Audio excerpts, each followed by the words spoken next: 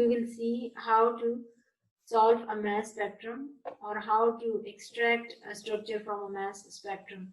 तो mass spectrum को solve करते हुए आपने जो rules follow करने हैं वो ये है that first you have to apply the rule of 13. Rule of 13 apply करके हम जो है मालूम करेंगे कि कंपाउंड का पॉसिबल मॉलिक्यूलर फॉर्मूला क्या है। फिर हमने उसमें से हाइड्रोजन डिफिशिएंसी इंडेक्स निकालना है। हाइड्रोजन डिफिशिएंसी इंडेक्स से हमें ये मालूमात हो जाएगी कि जो कंपाउंड है उसमें कुछ अनसैचुरेशन है या नहीं। और जब हमें ये चीज़ें क्लियर हो जाएं तो फिर हम डिफरेंट पीक्स में से उसके फ्रेगमेंट्स निकालेंगे कि कौन कौन से पॉसिबल फ्रेगमेंट्स ने कौन सी पीक्स दी हुई है। Now let us see an example. ये स्पेक्ट्रम है जिसपे जो मॉलिक्यूलर आयन पीक है वो 114 पर है।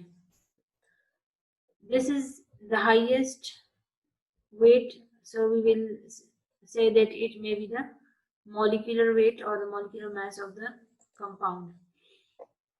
अब हम यहाँ से जो molecular mass निकालेंगे 114, इसमें हम rule of 13 अप्लाई करेंगे। In rule of 13 we have to divide the molar mass with 13. अब जो example थी उसमें molar mass जो था that was 114, so it will be divided by 13, and that is written in the form of n plus r by 13. इसमें जो n है ये न्यूमरेटर है और r जो है वो रिमाइंडर है। अब 114 को डिवाइड करके देख लेते हैं। 13 into 8 is 104. So when we minus it, we will get 10. So the numerator is 8 and the remainder is 10.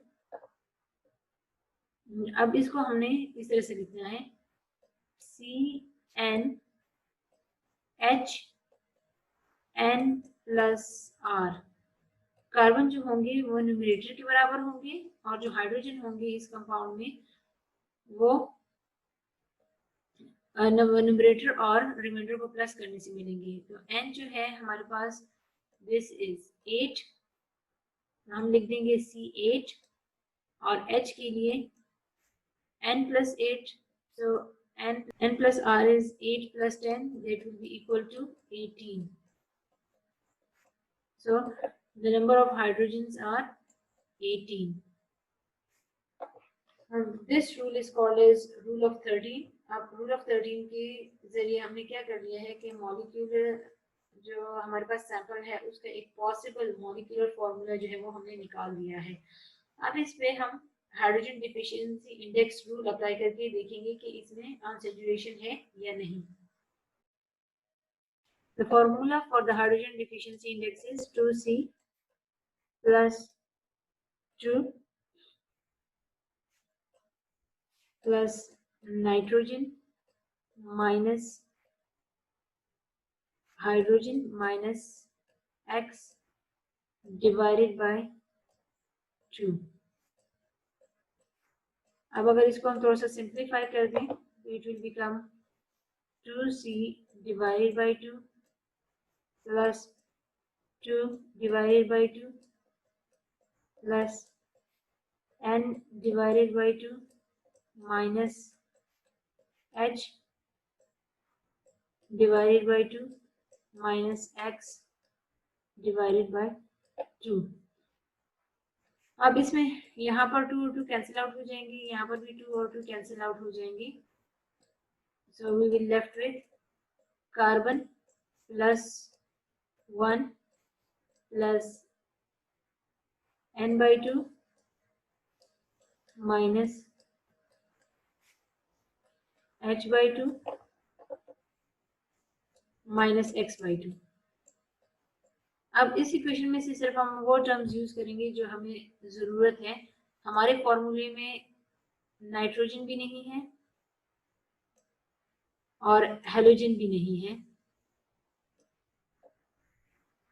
तो हम जो है क्या करेंगे, इक्वेशन जो है हमारे पास जो होगी वो इस तरह से होगी, C+1 माइनस H/2। अब हम इसको अपने मॉलिक्यूलर फॉर्मूला पर अप्लाई करेंगे। हमारा जो मॉलिक्यूलर फॉर्मूला था दैट वाज C8H18। अब जब इस पे हाइड्रोजन डिफिशियंसी इंडेक्स अप्लाई करेंगे तो ये हो जाएगा C+1 माइनस H/2। कार्बन जो है इसमें कितने हैं, 8, 8+1 माइनस हाइड्रोजन कितने हैं, 18 divided by 2। 18 divided by 2 is 9 and 8+1 is 9, so ये हमारे पास हो जाएगा 9 minus 9 is equal to 0। Hydrogen deficiency index 0 आने का मतलब ये है कि इस कंपाउंड में कोई भी अनसेचुरेशन नहीं है, कोई भी रिंग नहीं है, कोई भी डबल बॉन्ड नहीं है।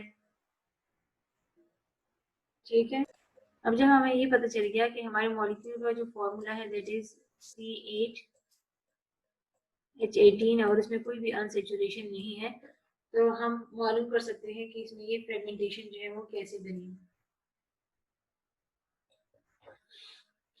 C8 मींस ऑक्टेन, तो ये स्ट्रक्चर इस तरह से होगा। अब फ्रेगमेंटेशन को हमने कैसे देखना है, हमने क्या करना है कि पीक्स में से माइनस करके इनका डिफरेंस निकालना है। अब जैसे पहली जो पीक है वो 114 पे है और सेकंड पीक 85 पे है, तो 114 में से 85 को अगर माइनस करके देखें तो इनका जो डिफरेंस है दैट इज इक्वल टू 29।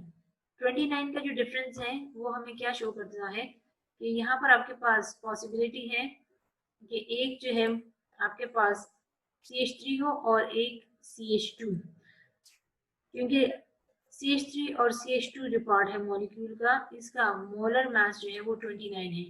दो कार्बन के लिए 12, 12 प्लस 12 24 हो जाएगा, 24 प्लस 5, तो इसका जो मोलर मास है 29 है। तो इसमें से क्या शो हो रहा है कि ऑक्टेन में से जब एक इथाइल का मॉलिक्यूल निकल जाएगा तो इसका डिफरेंस 85 आ रहा है।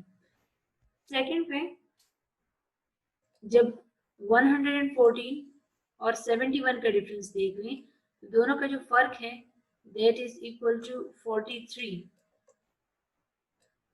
तो जो प्रोपाइल मॉलिक्यूल होता है, ये एक और CH2 हम इसके साथ मिला लेते हैं, तो इसका जो मोलर मास है वो 43 के बराबर होता है। तो अगर ये मॉलिक्यूल आपका यहाँ से फ्रेगमेंट कर जाए तो ये जो एक पोर्शन है इसकी 43 पर पीक आ जाएगी और ये जो दूसरा पोर्शन है ये वाला, इसकी पीक 71 पर आ जाएगी। अब आप स्पेक्ट्रम में देखेंगे ये दोनों पीक्स हमारे पास हैं। हमारे पास 29 की पीक भी यहाँ पर मौजूद है, 43 की पीक भी मौजूद है और 43 की जो पीक है that is also a base peak, क्योंकि उसकी इंटेंसिटी जो है वो सबसे ज्यादा है। इसी तरह से 71 की पीक भी मौजूद है। अब जो रह गई है वो सिर्फ 57 की पीक है। 57 की पीक में क्या होगा कि अगर आपके पास मॉलिक्यूल में ये वाला जो साइड है अगर मजीद यहाँ से ब्रेकेज हो जाए, यहाँ से ब्रेकेज हो तो देखिए 1 2 3 4 4 कार्बन एटम्स जो है वो अलग हो जाएंगे और इन 4 कार्बन एटम्स का अगर आप मोलर मास मालूम करें तो ये 57 के बराबर होगा। तो 57 पे ये वाली जो पीक है वो आ गई है।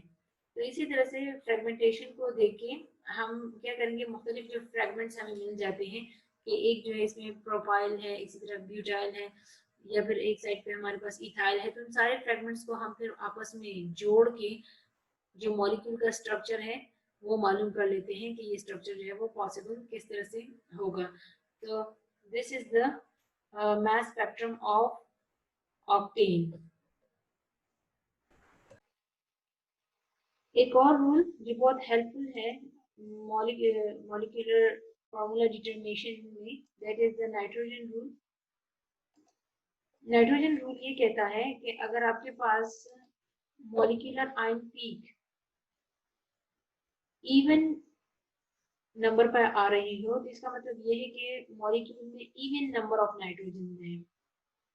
और अगर मॉलिक्यूल में ऑड नंबर ऑफ नाइट्रोजन होंगे तो उसका जो मास वैल्यू होगी वो ऑड नंबर पर आएगी।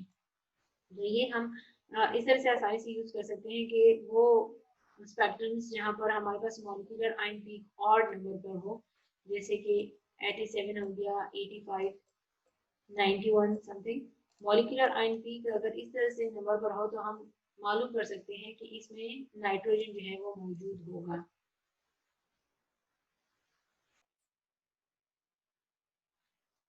और पॉसिबिलिटी ये है कि ऑड मास नंबर जब होगा तो जो नाइट्रोजन होंगी वो भी ऑड होंगी, मींस एक या तीन या उससे ज्यादा।